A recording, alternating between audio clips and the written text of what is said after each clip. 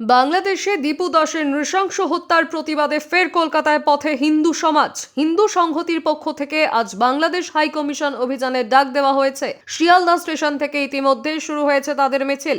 বাংলাদেশের সমস্ত বাঙালিদের নিরাপত্তা নিশ্চিত করতে হবে অন্তর্বর্তী ইউনূস সরকারকে এবং দীপু দাসের মৃত্যুর শাস্তি দিতে হবে, এই দাবি নিয়েই আজ তাদের মিছিল।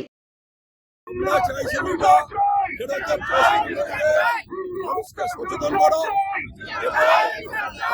সরকারকে বোঝানো হিন্দু চুপ করে বসে থাকবে না, আর পশ্চিমবঙ্গের হিন্দু চুপ করে বসে থাকবে না।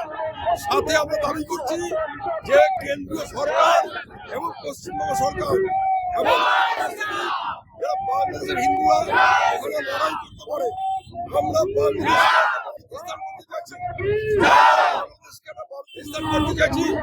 আমরা চাইছি প্রত্যেক বাঙালি হিন্দু তাদের মধ্যে ইসরায়েলি জজ তৈরি করুক, ইসরায়েলি জজ তৈরি করুক। যারা বাঙালিকে মারবে, যারা বাঙালি মারবে তাদের বেঁচে থাকতে দেবো না।